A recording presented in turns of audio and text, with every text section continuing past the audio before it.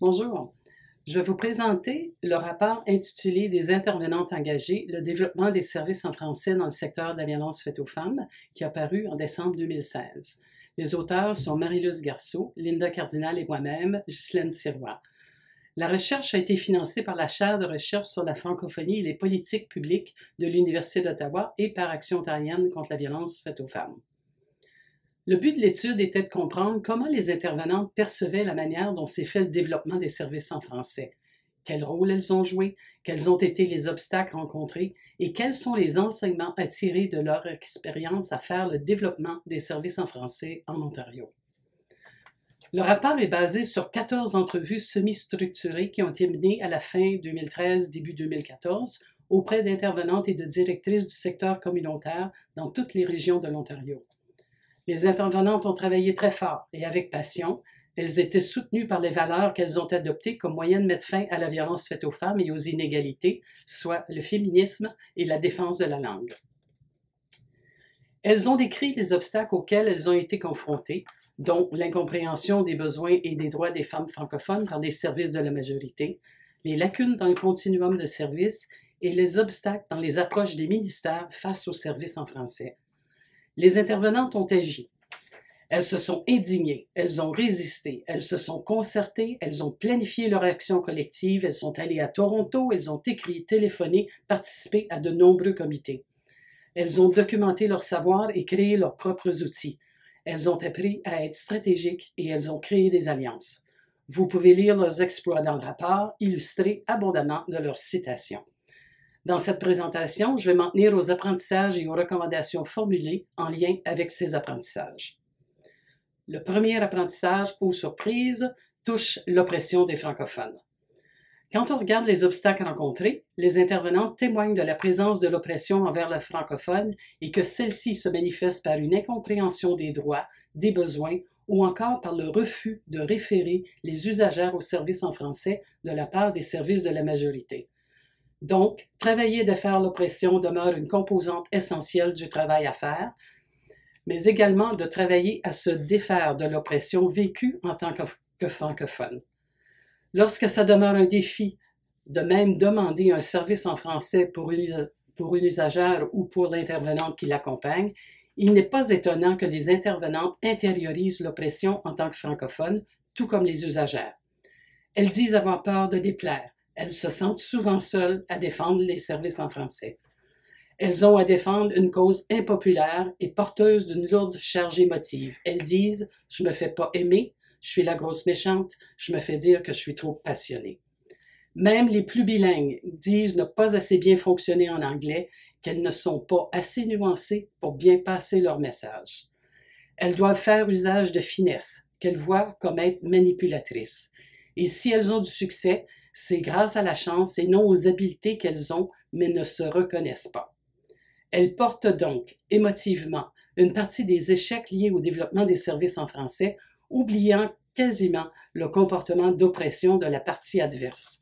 Il n'est pas étonnant qu'elles aient eu à l'occasion des montées de lait et que si celle-ci soulage, ce n'est peut-être pas la seule ou la meilleure stratégie à favoriser. Donc, première recommandation, travailler encore à légitimiser les services en français en violence faite aux femmes. Il faut élaborer une stratégie de sensibilisation et de mobilisation. Faire connaître et utiliser l'analyse différenciée selon la langue. Pour celles qui connaissent l'analyse différenciée selon le genre, ça lui ressemble. C'est donc essentiellement d'examiner comment une loi, un programme en apparence neutre pourrait affecter différemment un groupe de personnes plutôt qu'un autre. Et il faut transmettre ce savoir dans les équipes. Deuxième apprentissage, le par et pour à sa place. La notion du par et pour les femmes francophones s'est vite avérée efficace dans le développement des services en français en matière de violence faite aux femmes. Elle a vite été adoptée par les intervenantes comme une stratégie gagnante dans le but d'assurer la qualité et la continuité des services en français. Cependant, elle ne fait pas encore partie des outils que pourrait utiliser la communauté pour le développement à venir. Recommandation. Travailler à faire adopter par le gouvernement provincial une politique du par et pour les femmes francophones qui inclurait aussi la parité du financement avec les services de la majorité. Troisième enseignement. Approche fondée sur l'action collective. Les intervenantes ont vite réalisé que l'action collective donnait des résultats et qu'il existe une interdépendance importante entre les services en français d'un bout à l'autre de la province. Quand un service en français va mal, cela a un impact sur l'ensemble des services en français. Donc, le soutien de partenaires des services en français est essentiel. Il est important de se fixer des buts communs, d'être stratégique et d'être porteuse d'un message collectif. Ceci a permis l'élaboration de plans stratégiques basés sur les besoins réels des femmes francophones ayant besoin de services en matière de violence faite aux femmes. Avoir un plan stratégique veut aussi dire que les intervenantes ont travaillé à le faire connaître, donc à faire le démarchage pour parvenir aux objectifs que la communauté s'est fixés. Des alliances ont été créées avec les francophones, dont dans le secteur justice, certains politiciens ou politiciennes et fonctionnaires. Recommandations. Consolider la capacité du secteur face au rôle que joue le politique dans le développement des services en français et comment jouer ce rôle.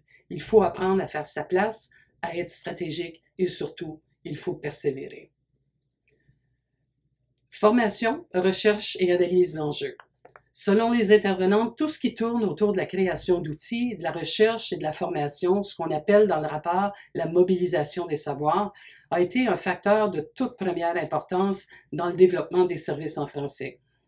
En plus de créer un dynamisme dans le milieu, ce travail permet aux intervenantes et aux usagères de se connaître et de se reconnaître dans l'analyse des enjeux qui affectent les femmes.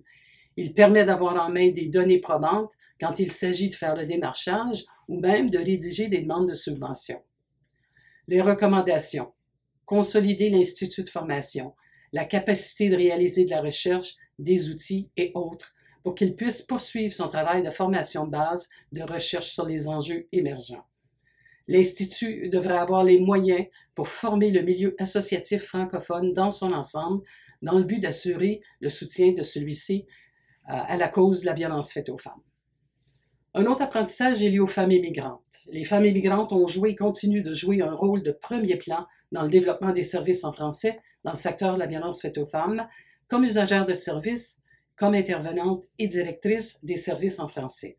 Les recommandations sont de favoriser la pleine participation des femmes immigrantes francophones dans le secteur, effectuer des études sur les enjeux spécifiques à la réalité des femmes immigrantes et mieux étudier l'intervention interculturelle.